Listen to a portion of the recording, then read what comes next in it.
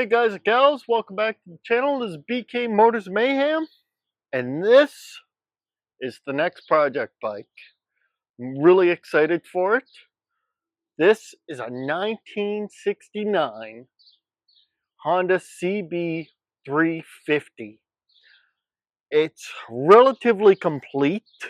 I mean, I do have some parts and pieces off it right now, but it's pretty much all here. I drove rather far to pick this puppy up. What, about 5 hours, I believe? But I saw it on Facebook Marketplace and I had to have it because this thing is sweet. It's been sitting for a really long time. She's got some issues though. We will address those, but to show you that I do have some of the parts and pieces, I'll show you what came with the bike. So I do have both side covers. This one's a little worse from wear, but it's there and it's in relatively one piece. And also a set of brand new aftermarket carburetors for it. So in this video, I do not believe we will be doing a carb clean. It's rather exciting. The one thing that is the big issue right now is the engine is seized. That's why this cover is off and I have a couple punches in it. I have been soaking it and working it back and forth.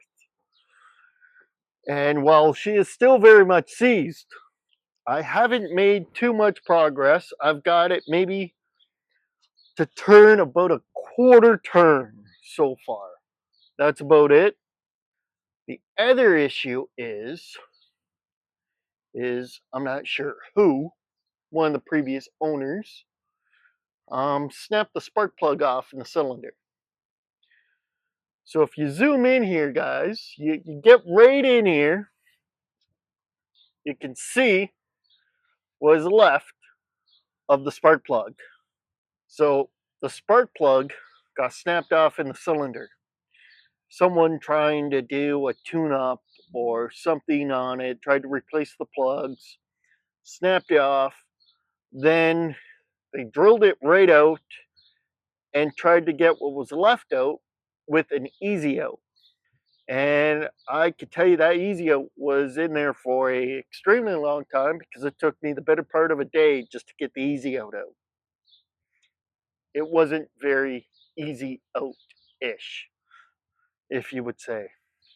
So what I have done is I have worked on this a little bit without you guys.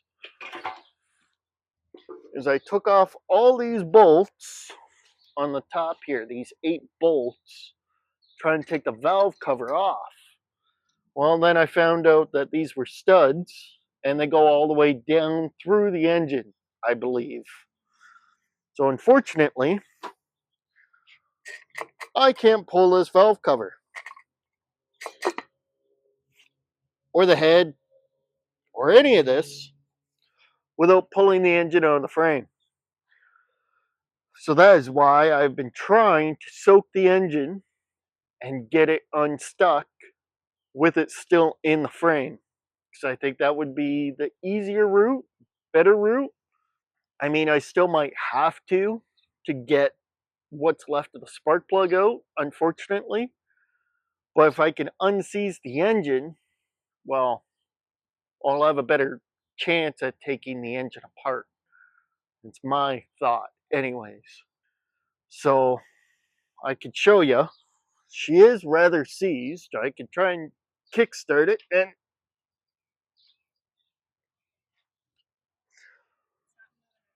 that's about as much as I got.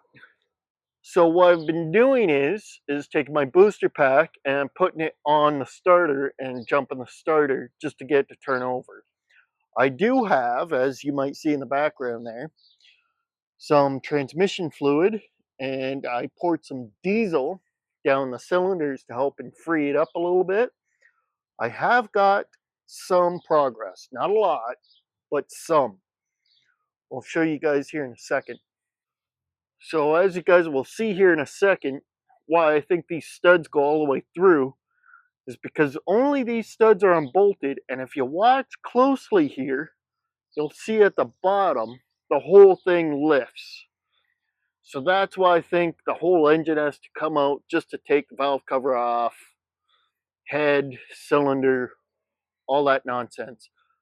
The guy that I bought it off of did give me a set of really good pistons that I could use. So if it comes down to it, I'd replace the pistons. It got good rings on them, all that.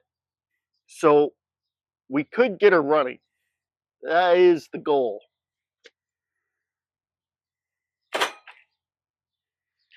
That is as much movement as I've gotten out of it so far. Haven't been able to break it any more than that. I'm going to keep letting this thing soak and try and see if I can get it any more freed up. I'm hoping so without having to pull the head. I don't believe any of the valves are stuck. I have checked through the valve cover, checked through the ports. Nothing else appears to be stuck or seized. So I believe it's just the pistons at this point.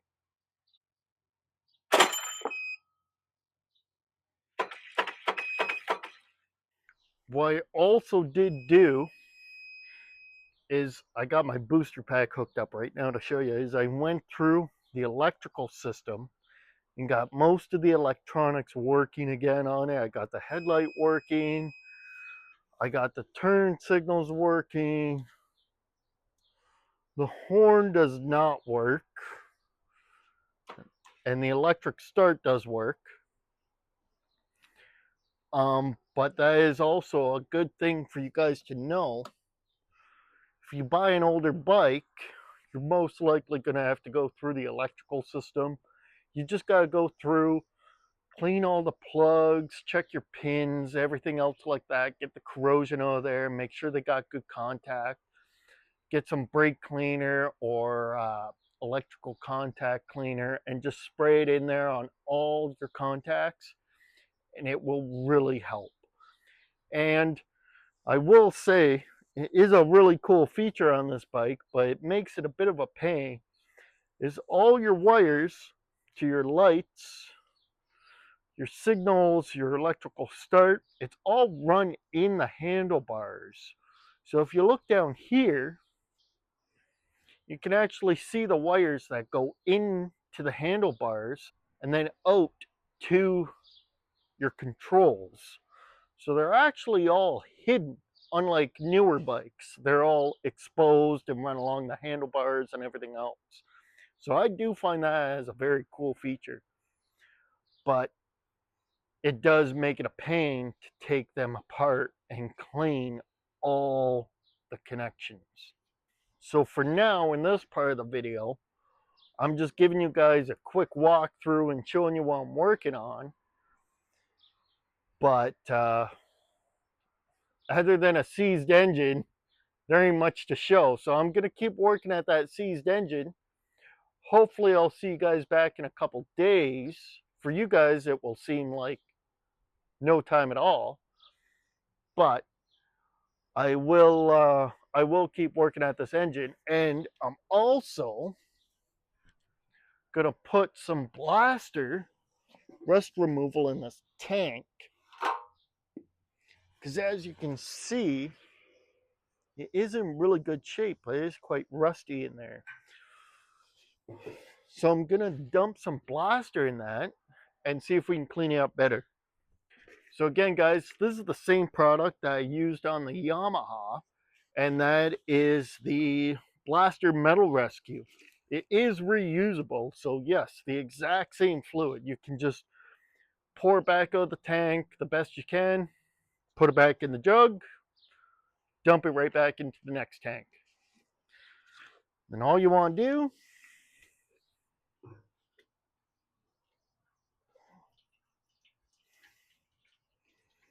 is dump this in. So there you have it. I'm just going to let this sit let that stuff do its work, and see what this looks like in a couple days.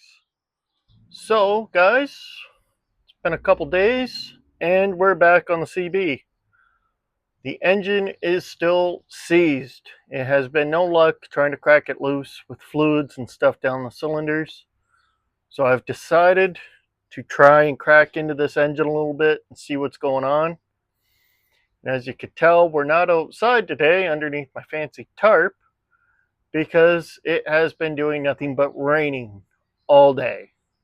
So I've moved everything inside, and I'm trying to pull these studs out so I don't have to yank the engine out of the frame, which I do not feel like doing, but I still might have to. So let's see if this master plan of mine, pulling these studs and seeing if I can get some of this engine apart, works.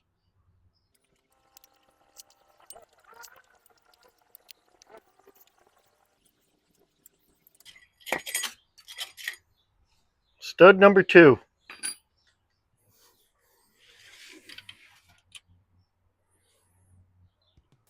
No. Wait.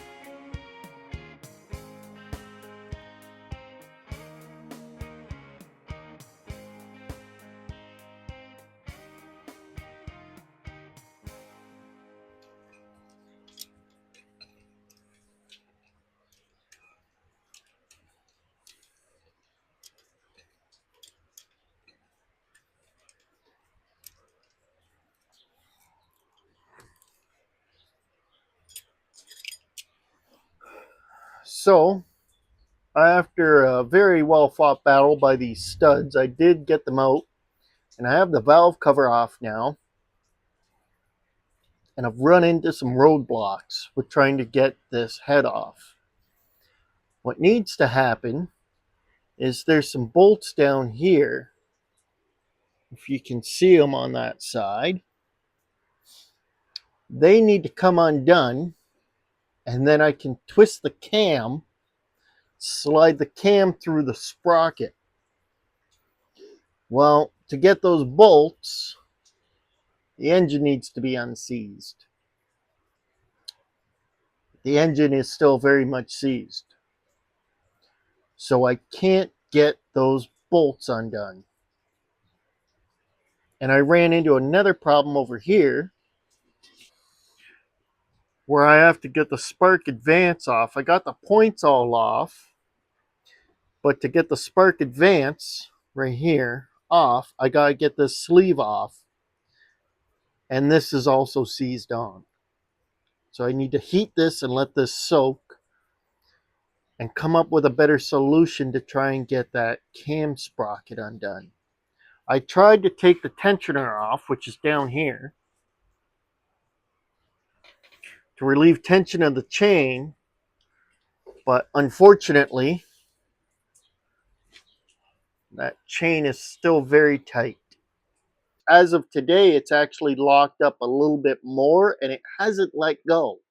It's locked up more. I can't rotate it back anymore how I used to be able to.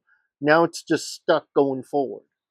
I've tried getting it back with the pry bar on the alternator here, and it's to no avail anymore. So she's locked up pretty good. All right, guys and gals, we're back on the CB350 today. And yes, I know things have changed. I kind of did some off-camera work there just to jump this ahead a little bit for when I went to the swap meet to see if I needed other engine parts to see what I would need. So I did that just so I knew what I might need if I could find it there. So that's why I did this. But we have the engine tore right down, and we have our seized piston. Okay. So if you remember where we left off in the last video, I was a little uh, stuck on how to get this chain off without having to cut it, because I really didn't want to have to cut the chain. I mean, I still might have to replace it, but trying to get a grinder in there would have been an absolute pain, and then trying not to damage the actual cam in doing so would have been almost impossible. So I didn't want to do that. I wanted to sort of just take it apart without having to cut it. So what I did find was this handy tool. I will definitely recommend it. Maybe if I can figure out how to pop a link in the description down below, I will. So if you guys run into this issue with a seized engine and you got to take the chain off to get it apart and you can't, this tool will help. It was $18 off the Jungle website, and it is a chain brake tool. Looks just like that. Very simple to use, although unfortunately I had to use the smallest pin that was in the kit for it, and now it's got a little burrs on it, so I can't pop the pin out. I gotta file it or grind it down or something. Not that big of a deal. But what you do is you load up the back with your pin and a spring, so it makes this, well, it's supposed to be spring loaded, like I said. I'll show you in a second here. Makes it sort of spring loaded, as you can see how it is going back, because it does have the spring in there. These are your pins. Like I said, I had to use the smallest one for that small of a chain. And then you just tighten this up as it was and get it to fit on your chain. and it's got some levers and handles here. Tighten it down, and now press out the pin in your chain. As you can see, this one I just have strap, but the pin is right here still. It's still in it, um, without having to cut it. So it was quite a good tool actually, and for only $18, well, it saved me from doing possible damage or harm more to this engine. So 18 bucks, and it worked. I think it was well worth it. So I got the head off, the valve body off. I got all that off, and what I did find is this cylinder, combustion chamber, actually, is pretty bad, very corroded, as you can see in comparison. And you can actually still see the piece for the spark plug sticking out right there. This is the one that had the snapped off plug in it. So it needs a very good cleanup. I'd like to actually put some fluid in here and let it sit, but unfortunately I'd have to plug up this hole with a spark plug probably, or something else. And I just haven't really looked for anything at the moment. I think a nice wire wheel piece would be good. Unfortunately, I thought I had one here, but I don't. I haven't been able to find it yet. So that might have to be left for later on in this video when I get it. But yeah, it definitely needs a nice wire wheel cleaning. And I believe I should still be able to reuse this, give it a nice cleanup, get some of that corrosion off. And I'm hoping it should still be okay. I think so, for what we're doing here. We're not building a high horsepower engine or anything. It's just a 350. So then after I got that off, I found that this cylinder and this piston was absolutely terrible. From drilling out the plug, they had left the debris in it.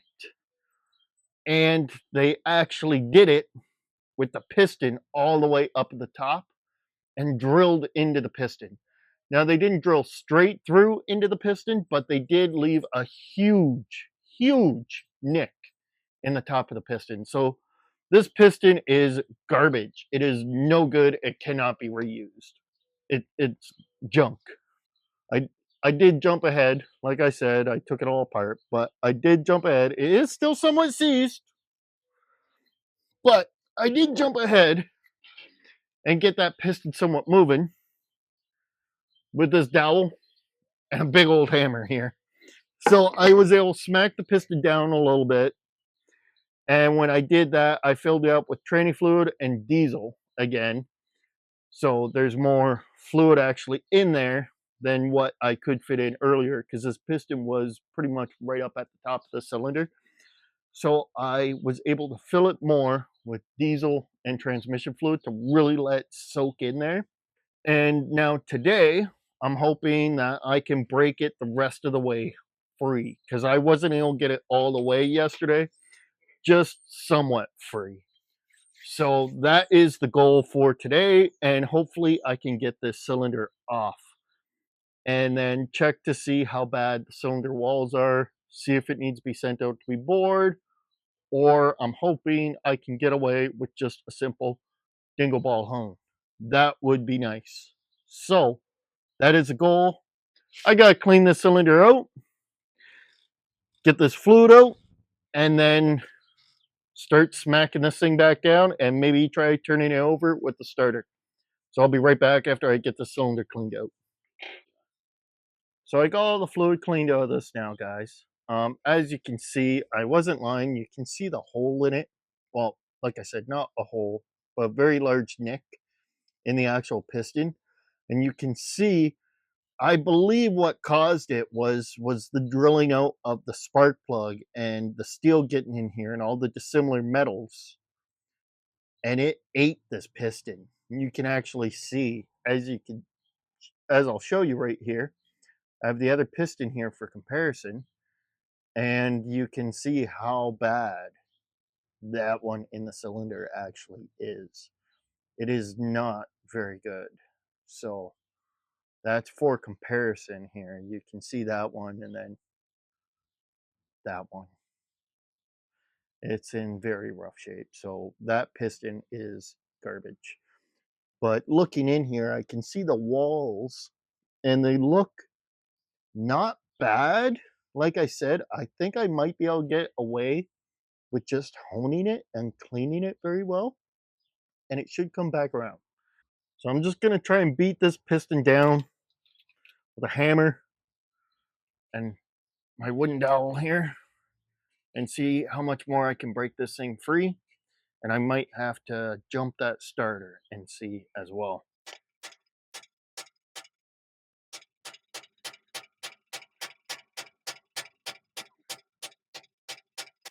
Okay.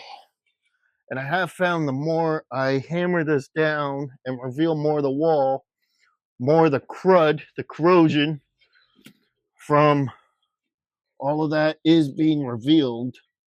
So I just like to go in there for when the piston's got to come back up and just clean it out quick. A paper towel. All right, I think we're about at the top for that one. If not, we're pretty close. So I think I'm going to try and jump that starter now, actually, and see what happens.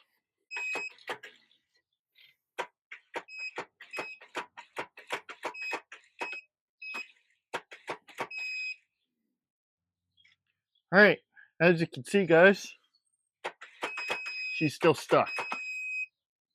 So I'm going to have to hammer down this side now, bring that piston back up.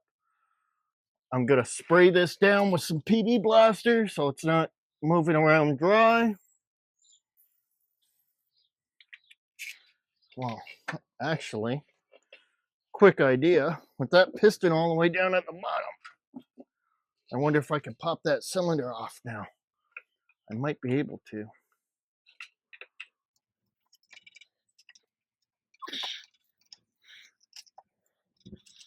I have to be careful prying on this because this is all still just aluminum. So if I pry too hard, I will start breaking stuff. So I gotta be very gentle with it. I don't want to be breaking the fins on the cylinder or any of that. So I'm just sort of working it very gently. Back and forth. I think it might pop, actually, guys. This might work. Yeah, she's going. All right, so I got to move some more. As you saw, the cylinder is a lot more lifted up now. The other piston actually will pop out. I can't quite get in there though to get the clips off and take the piston off itself. But the left-hand cylinder is still very much stuck. So I'm going to call it for today on doing that because I don't want to break or damage anything. Again, guys, you don't really want to rush this. This was just really, really seized. I don't preferably like to shove a wooden dowel down my cylinder and smack it with a hammer quite a few times. But this one was so bad, that's what this called for. A little bit of brute force. But it's still not quite enough to pop that piston all the way out. So what I'm going to do is I'm going to let that sit again overnight with some transmission fluid and diesel in the cylinder. Hopefully it helps break down some more of that corrosion in there. And then I'll try again tomorrow and pop it out. This bike beat me up for days to try and unseize. I don't know if you guys seen the sneak peek of this video or not, but these are the pistons over here for it. And you can see how beat up they were. You can actually see, I don't know if you could tell with the camera, how much swollen this one actually was. This was the seized cylinder. So that was where the problem was.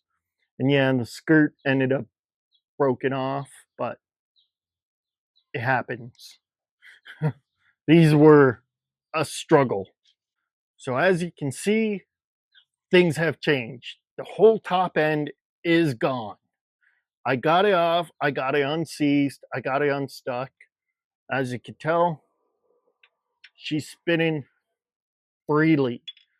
That engine was probably the most stuck engine I have ever had the not pleasure of working on.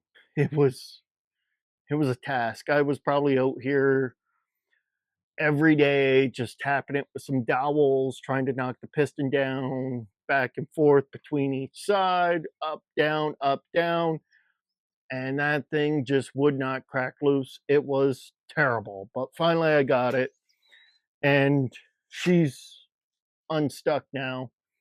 So I can see the extent of the damage, and I believe the cylinder is savable.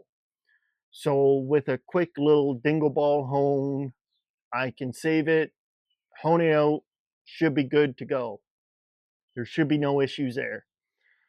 The next problem, if you guys remember, is the spark plug snapped off in that cylinder head.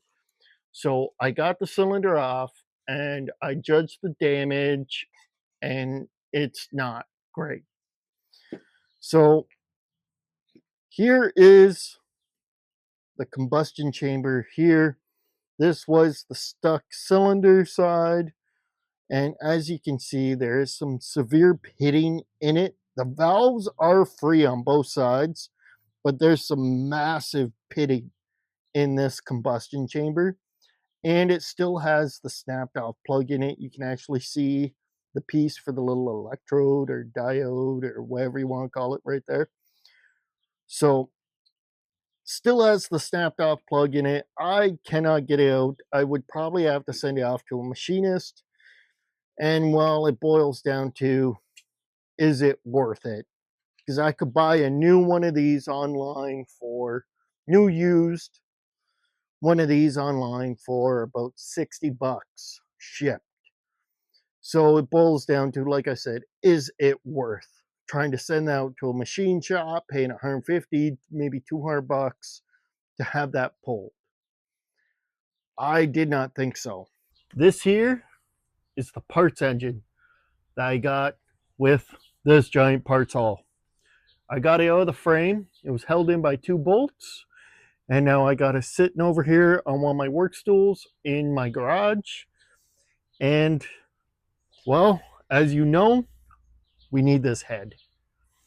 The other one I have deemed as no good. I mean, it could be useful to someone else, but for what I want to do and cost efficiency, it's just no good to try and get that plug out. It will cost way more money than what I have into all these parts. So I figured, why not get it, use this one, be way better, way faster. I won't have to send it out to a machine shop or anything like that. I myself won't have to try and extract it out with a easy out, which let's not go there. So I figured this way it's a lot easier, a lot faster, a lot simpler. I won't have to wait a week for a machine shop to do it and get to it and all that other nonsense. This way then I can just tear apart this engine, get the head off, good to go. So I will be removing this, and I'll show you guys how well that tool worked, because this engine is as well seized. So I will be using that tool that I talked about last week, the chain brake tool, and I'll be showing you how it works in this video. Okay, so let's get to it.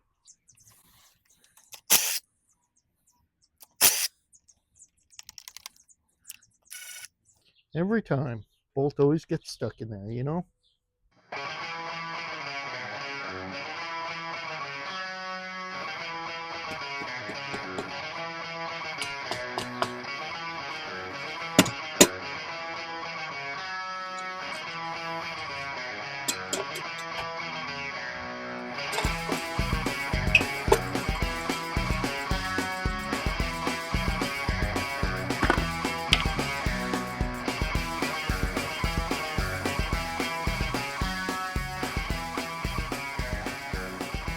Actually looks nice and clean in here, guys. Not a whole lot of corrosion or gunk.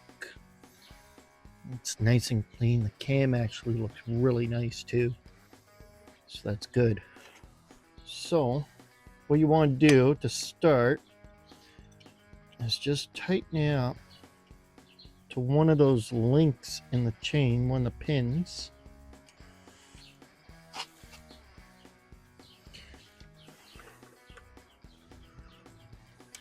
It's a little tricky, but you can get it. So as you see, we're on one of those pins now that goes through the chain. And now I'm going to give it a bit of a snug up on it.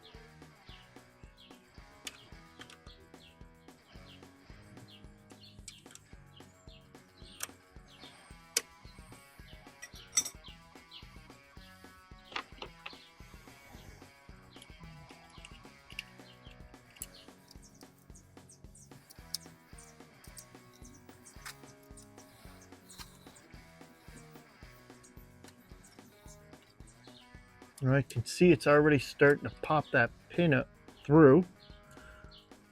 So just gotta keep. Yep, there we go. And now there's nothing on the back side of this. So just maybe put a finger over it, because the last thing you want to do is pop that pin out. It goes flying, you lose it, it goes down into the engine, you're having to tear the engine apart, something like that. So I just kind of put my finger over the end here, so in case it does pop it out, it won't go flying.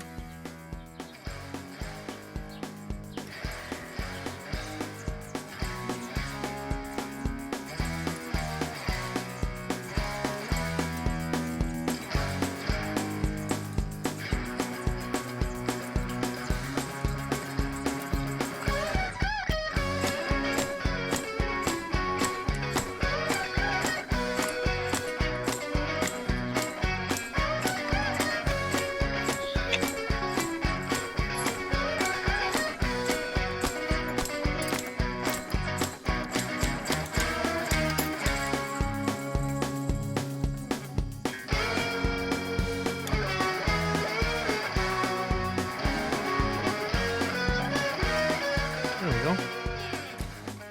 All right, so now that chain is off. So next I will work on removing this. Now, I do not believe, I might be mistaken, but since I'm taking it off this way, I do not believe I will have to remove the cam or the rockers.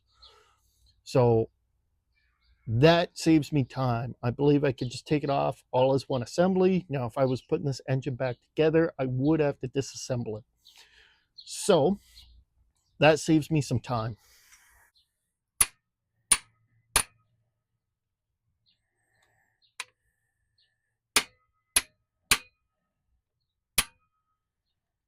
And guys, I will say, I don't think I addressed this before, but if you're working on a motorcycle and it will most likely have lots of Phillips heads, get yourselves one of these.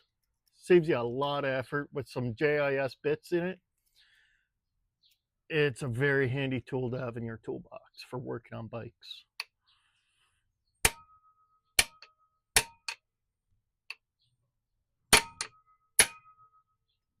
Because trying to crack these loose with just a screwdriver, next to impossible. And if you see here, this is what happens when you don't use a JIS screwdriver. Strips it right out. So now I'm probably going to have to get creative to try and get this one out, because I doubt this will work.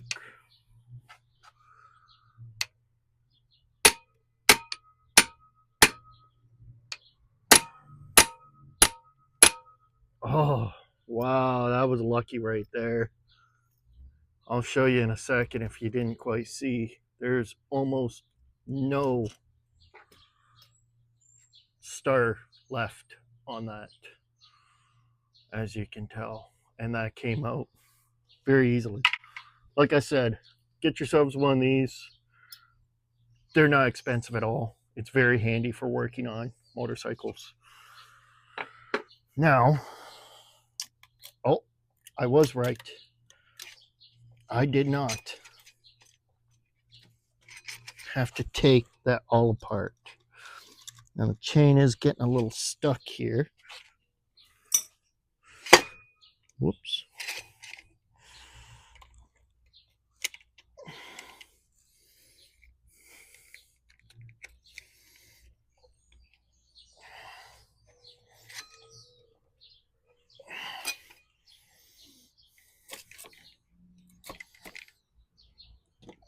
That's okay for now. Let's just set that aside. And wow, these valves are looking a hell of a lot cleaner than mine are.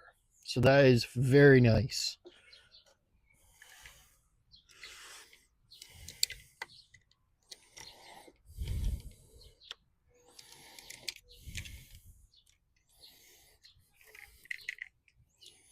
Well, it's probably going to be a problem. That's one issue, I guess, with leaving the cam in. There. Now, as you can see, still fully assembled.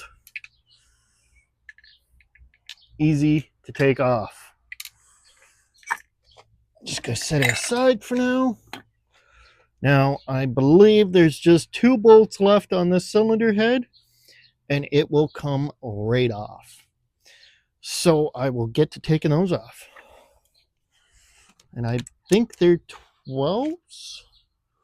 No. So it's a 10 mil, and there's just 2 bolts on either side, and that's what holds this head in place. And you have it right off.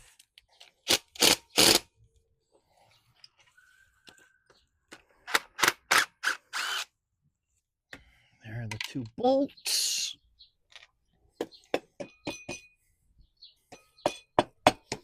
I'm just tapping it with my rubber mallet. You don't want, oh, there it is.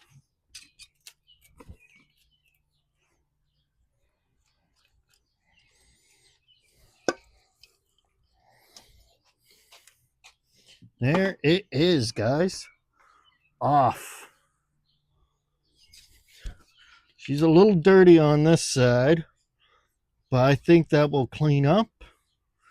And, well, we don't have a spark plug seized in it. So, that is very good. And like I said, this engine is seized, as you can tell. If you guys come in here, you can see how bad this engine actually is. It's actually way worse than what the 69 was. This is horrible. Now, is this still savable? Possibly. But this one would definitely need a full bore job and everything else. So I would almost say it's not even worth saving this engine, because that is terrible. That is really bad. Way worse than I thought it would be. So we now have the part that we need. And like I said, it's in relatively good shape. It's not too bad. Definitely savable. But a good thing to check beforehand is to make sure that the valves aren't seized. Or if they are, to break them loose. Now that's an easy enough check to do. So I'll show you guys here in a second. So what you want to do is just hit them with a hammer. And you can feel it move and see it move. So this one's good. That one's good.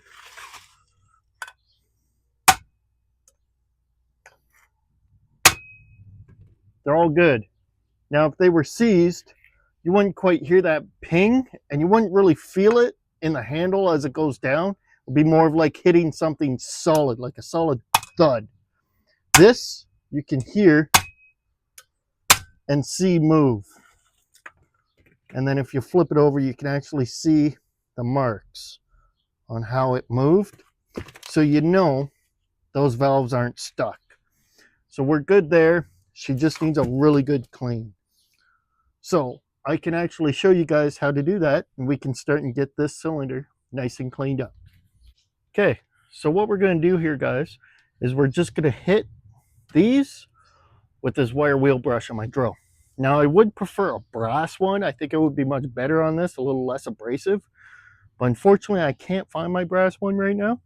So we're working with what we got. So you just want to go ahead.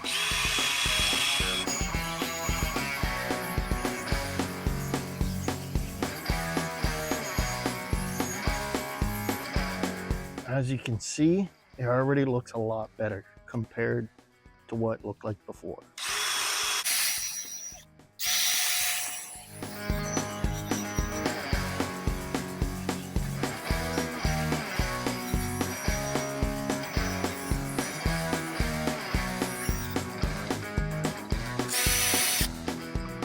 Look at that.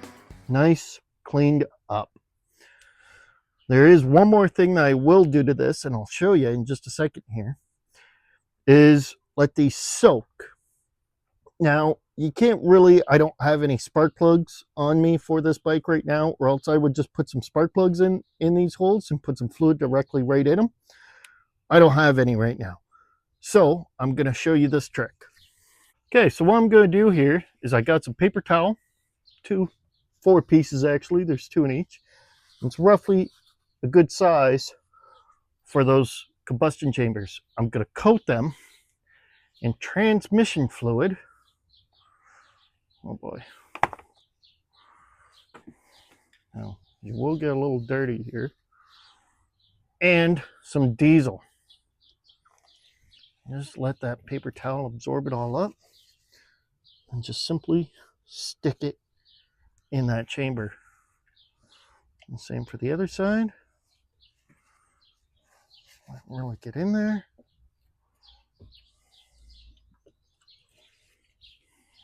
Same thing.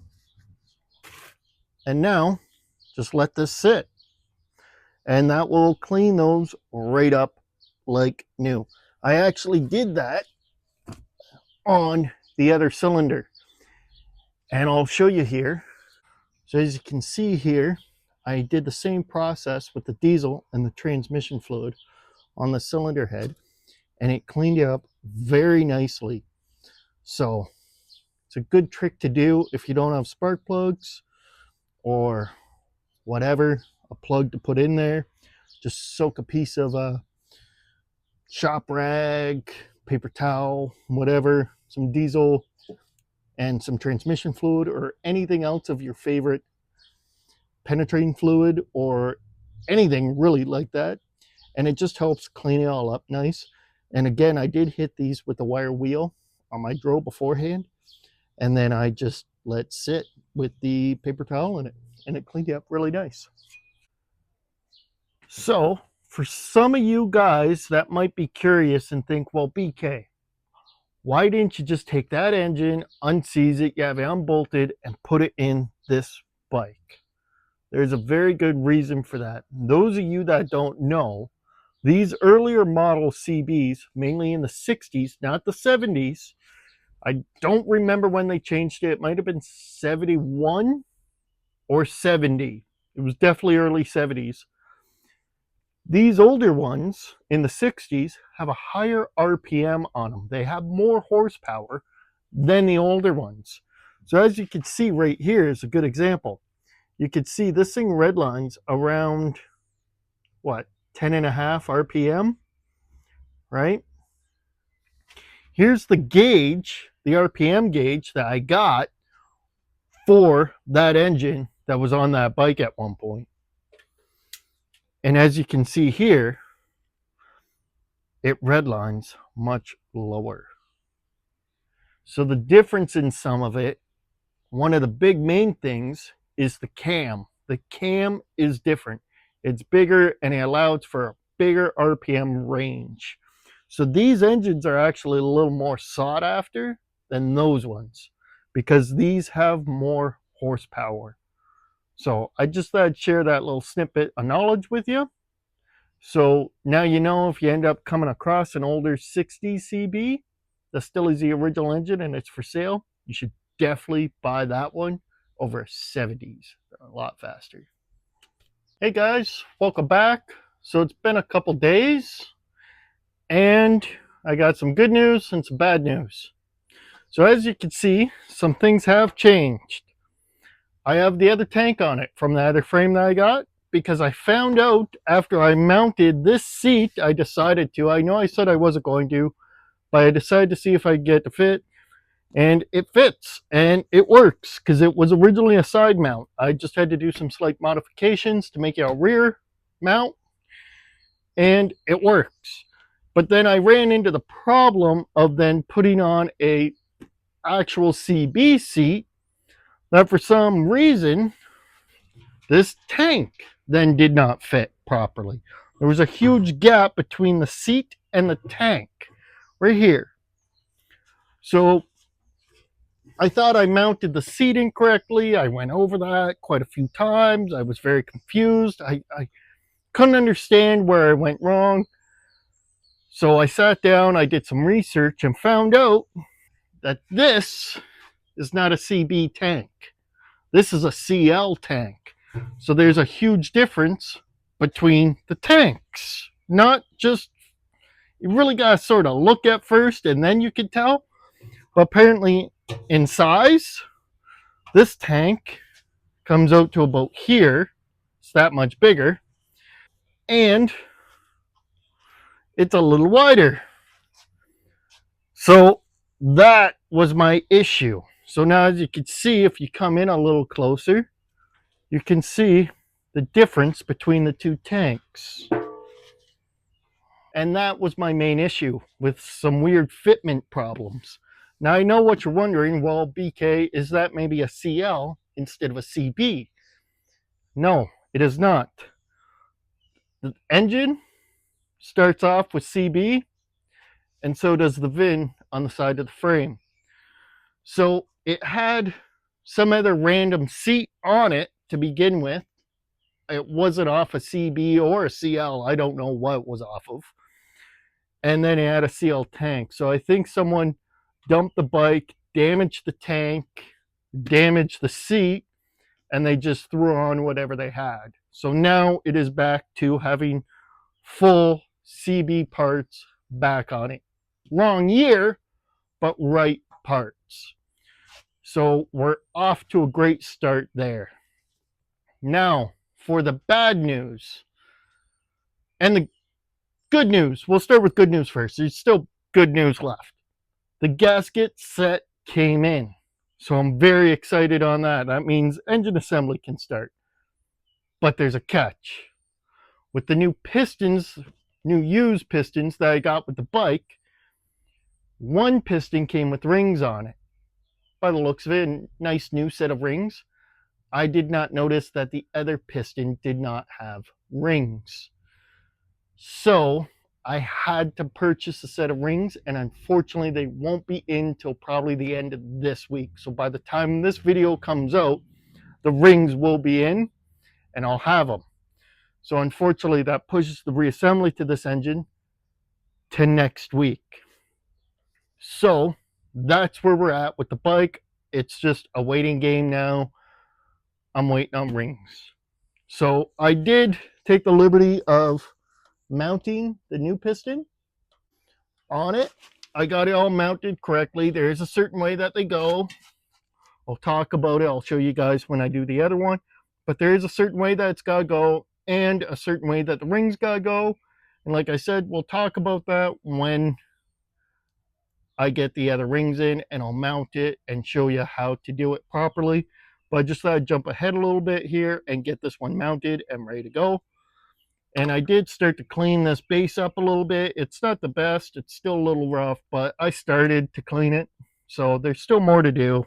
So, as you might see, I got gaskets.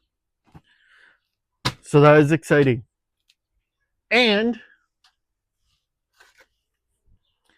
I got a pack of NOS Honda CB piston rings.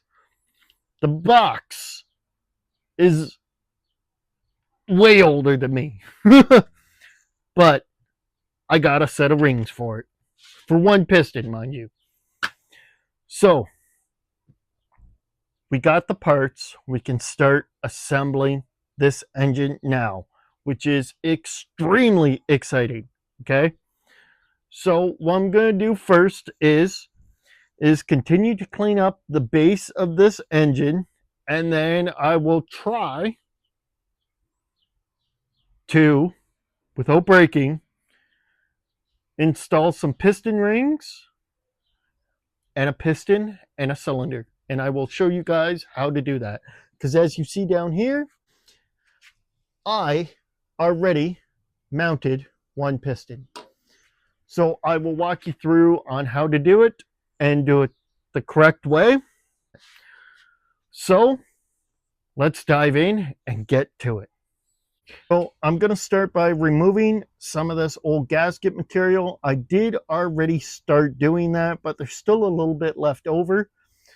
Now, this seal, I might be wrong, shouldn't be as crucial as the actual head gasket itself, because if you look at the cylinder, it goes further down into the actual block than where the gasket surfaces are. So don't get me wrong, it still needs to be cleaned, but probably not eat off perfect, okay? So I'll get this cleaned up a little bit more, and we will see about mounting some rings onto a piston, okay? So all I'm going to do for that is use this knife and potentially wire wheel on the end of my brush.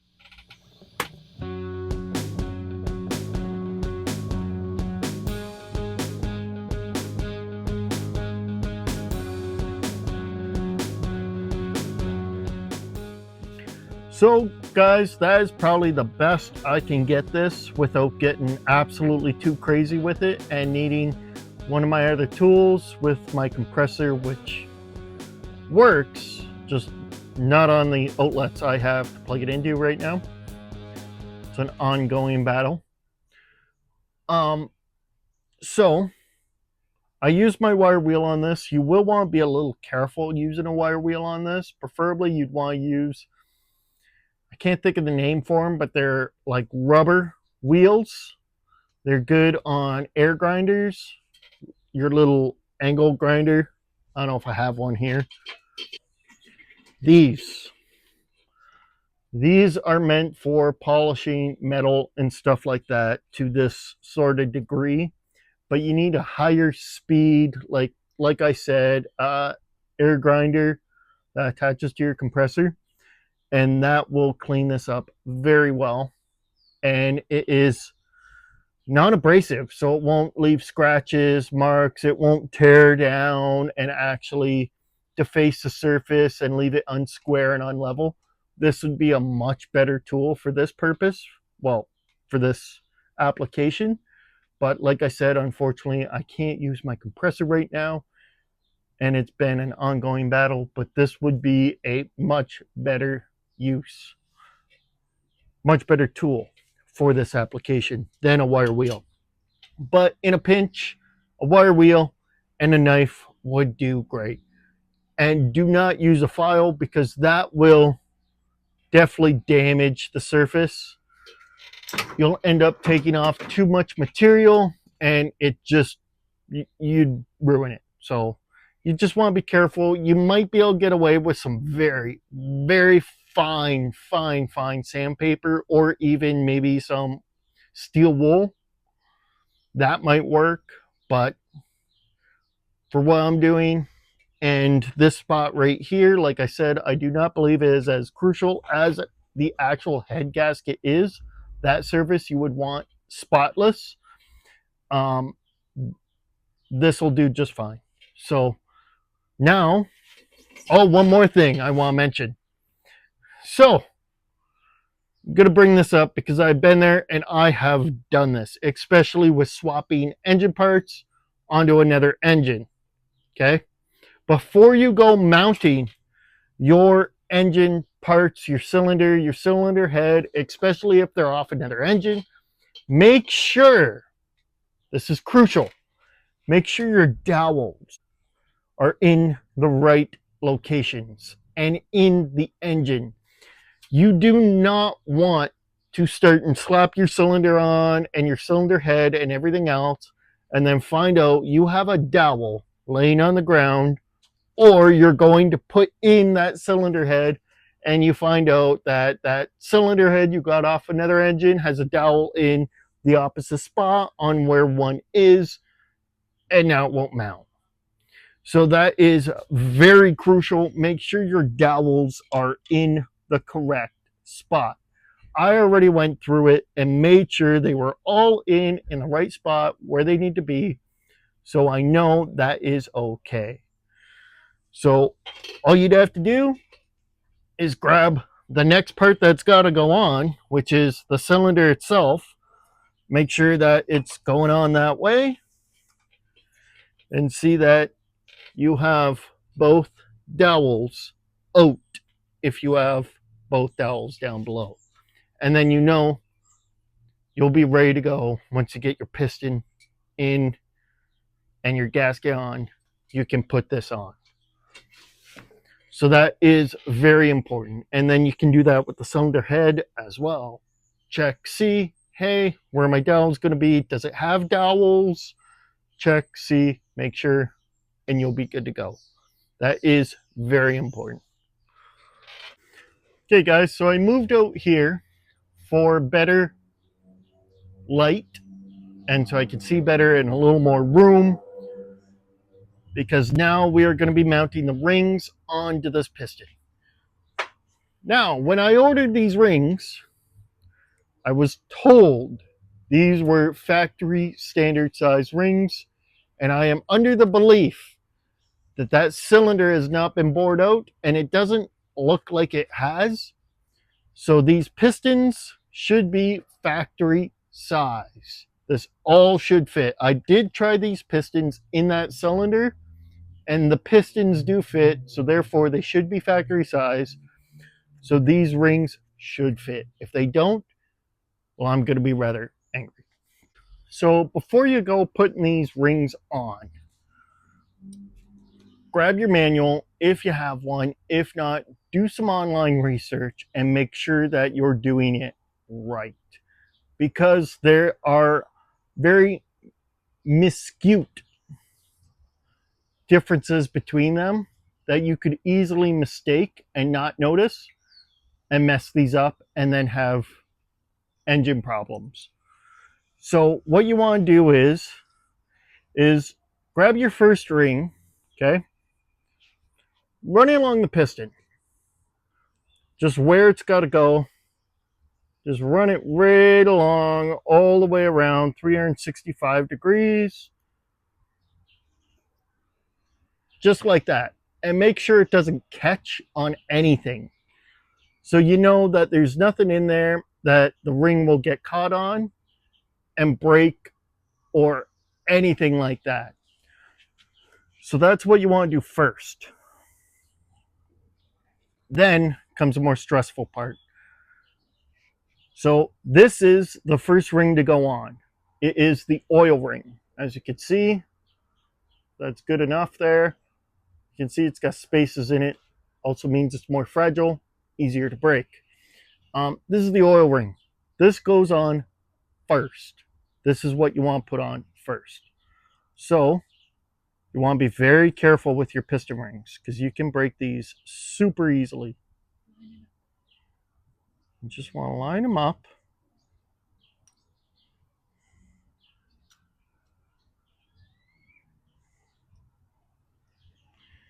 And just slowly, easily, carefully work it into place. You don't want to go too hard on these because it will break. Which, I'll be honest with you, I still might do. But you just want to be very careful with it. You don't want to go too hard. I got a little screwdriver here. I'll try and use it to help work it along. And again, I am being extremely gentle with it.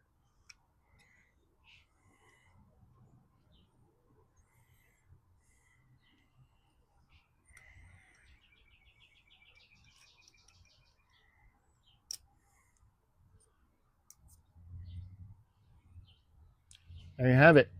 One ring on. Now, this is where, like I said, you want to do your research first to make sure you're doing your rings correctly.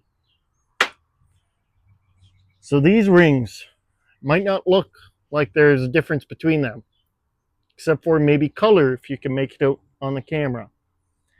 There is. And I'll show you. This is why I have the manual. So if you look right here, this is your oil ring, and these are the next two rings after. As you can see, they need to go on in a certain way. If not, you will have oil burning and all those other issues. So you have to be very careful with how you put on your rings. Now on some bikes, it might not matter. The top ring might be the same as the bottom ring. It might be a two-stroke where in most cases they are the same ring and it just doesn't matter. Or there might be, like in this case is a four-stroke, there's an oil ring and two other rings and they're the exact same and it does not matter. What you want to do is to make sure, is exactly what I did. So I took these out of the package and I noticed right away, again, I don't know if you can tell, but there is a color difference in them. And that is done by the manufacturer. So you can see, hey, stop, there's something different with these rings. So that is how you can tell. And again, refer to your manual or do some online research. Okay. There's a plethora of knowledge out there. It doesn't hurt to look things up if you don't know. So next, I will grab my next ring and pop it on. So here we go. We've got the next ring. I'm just going to pop it on like I did the last one, hopefully without breaking it. So again, I'm just going to be very careful. Now these rings, these two, your top two, are going to be very similar in size. So it can easily pop into that top slot there, exactly where you don't want it to. So just be mindful of that because it can sometimes be a pain popping out of that slot and putting it down lower. So try not to do what I might be about to do.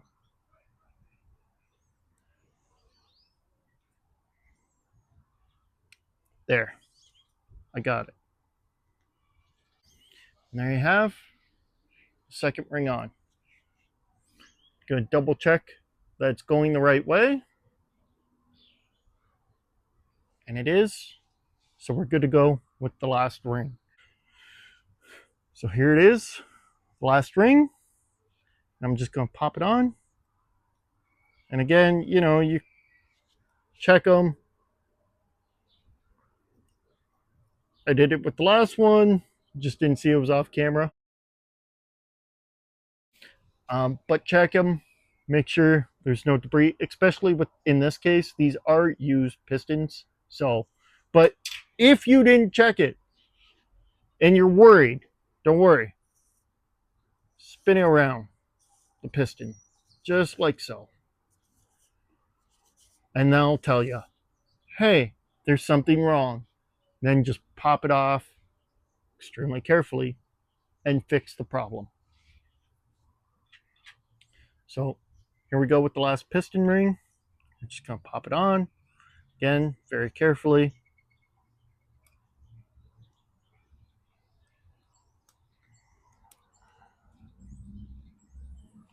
And there you have it.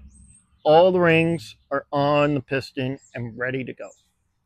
Now, you might just think I'll slap this on that piston rod and she's ready to go. Wrong.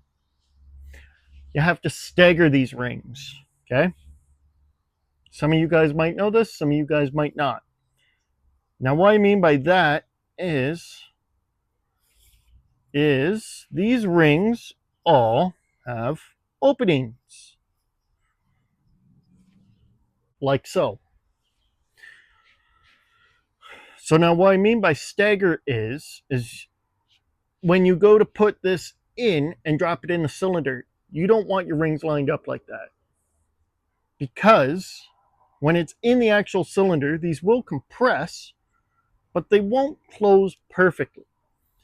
And that will allow oil to seep through. And then your engine will be burning oil.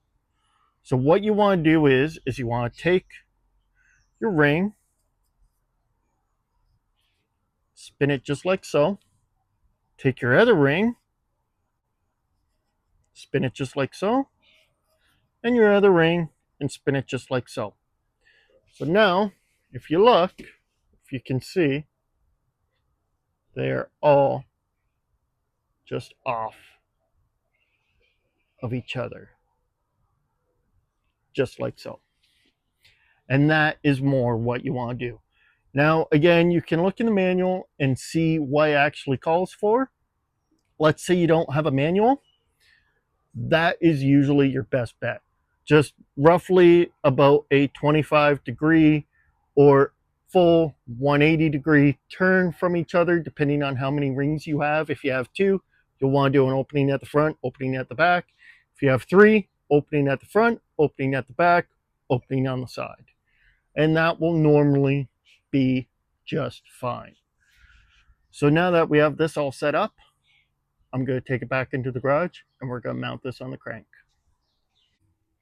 Okay, so there's a couple things I like to do before I slap this piston on the piston rod. And that is get the clip ready. Now you won't be able to see it on camera, but there are clips on either side of this piston that keep your piston shaft, if you want to call it that, in place so it doesn't just push all the way out. See, I can't push that out now, but I can on that side.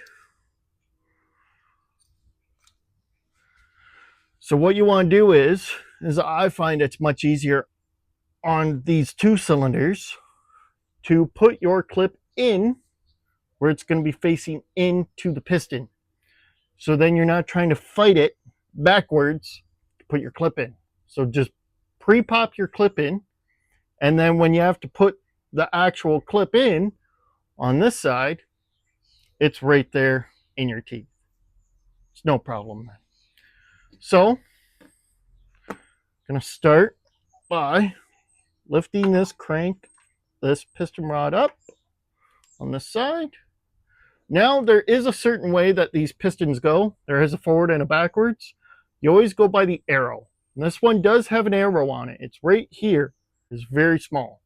But the arrow is pointing this way. This is the forward of the piston. So this is the front. Now usually when I tear engines apart and I know that there is a forward and a backwards on a cylinder, I like to do it like drum brakes. Which, if you know how to do drum brakes, then you know exactly what I'm talking about. For those of you that don't, I'll explain. Now, since it's a two-cylinder, when I take it apart, if the pistons are savable, I like to leave one in it. So that then I know for a matter of fact which way the pistons were facing. It's always a great trick because you can leave, go away for however long, come back, and you'll see exactly how that piston has to go when it has to go back in every time.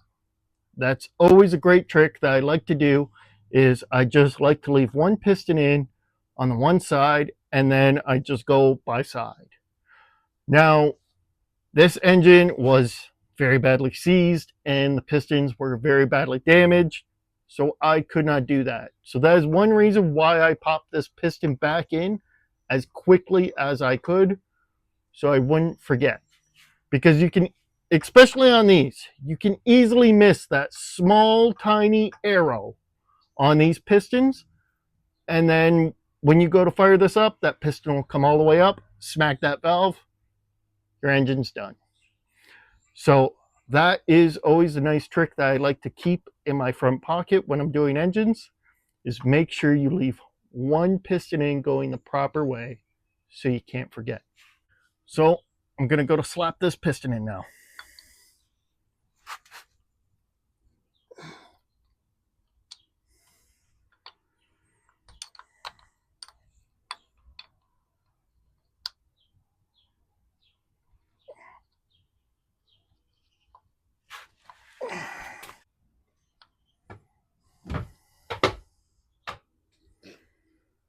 We got things just jumping off the rocks here, guys. I don't know what's happening. Like usual, mayhem.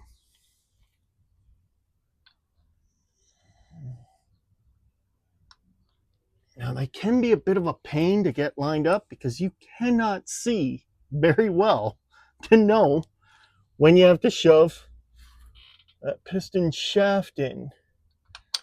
Oh, there it goes. And it's in. Lined up, good to go. So now I'm going to shove my clip in, and then I'll show you what's next.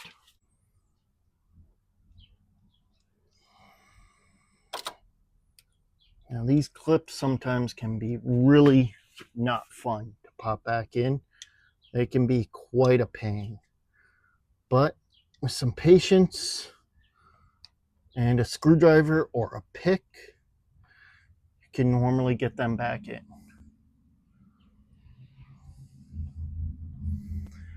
And it makes it even harder when it's on the engine. It's usually easier when it's off. That's why I like to do the difficult side that's facing away from me right now when it's off the engine.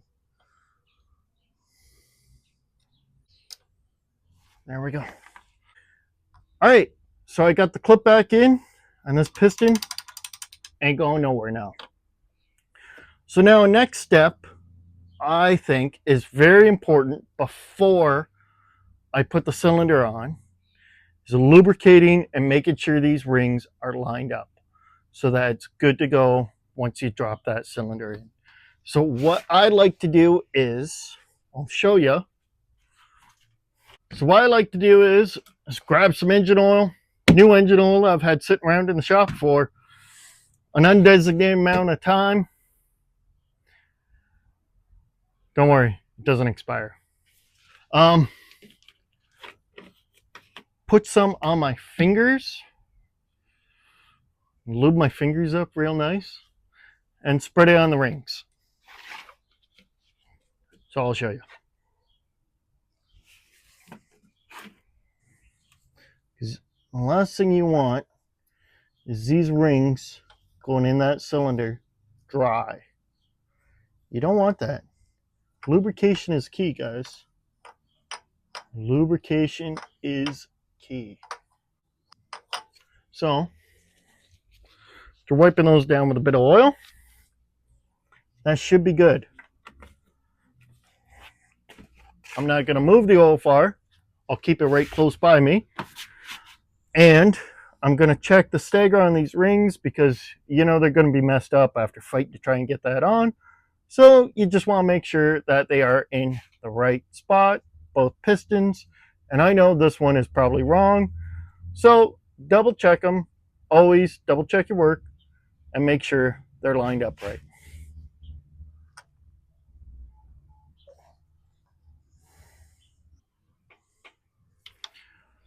Okay, we're good. Rings are lined up. They're looking pretty happy.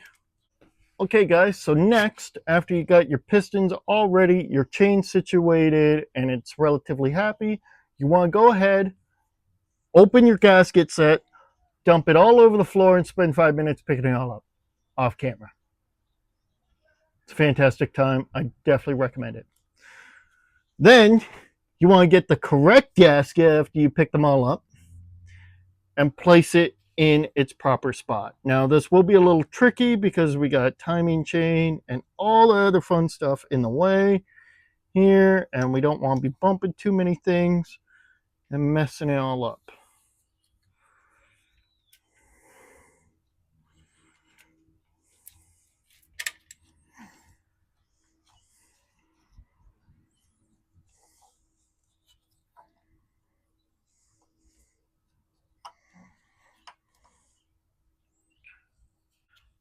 Okay, then once you get your piston on, or your gasket on, then the real struggle comes into play because now you have the chain, your pistons, and your piston rings that are definitely all going to be in your way, and you're going to have to battle and try and fight it up through your cylinder. So you guys will watch me. Well, you won't hear me curse and swear, but you'll get to see me struggle for a good little while, and then I'll end up giving up, and this will continue on tomorrow. No, I'll get it on. I promise. But before you do that, go back to your engine oil that you've had sitting around for an unknown amount of months. Lubricate your hands again, your fingers.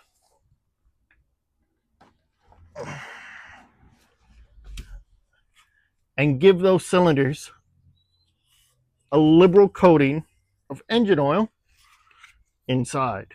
You don't want those pistons going in these cylinders dry.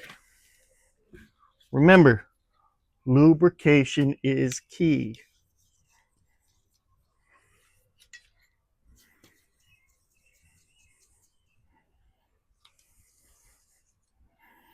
Or if you don't have any engine oil kicking around, grab some WD-40. That'll do just fine as well.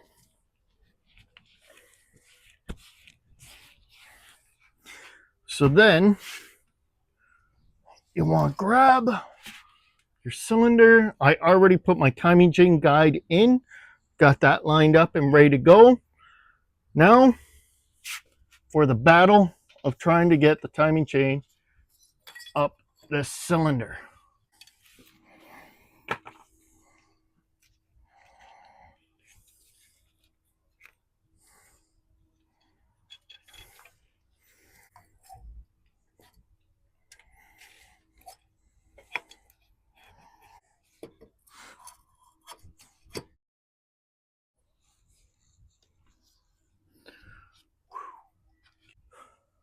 Okay guys, so after a little bit of struggling and some extra set of hands from my assistant, I was able to get that cylinder in and lined up.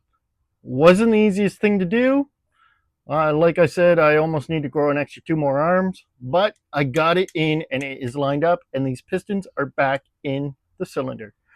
Okay guys, well that about does it for this week. This is BK Motors Mayhem out. Don't forget to like, subscribe, leave a comment below. See you next week, guys.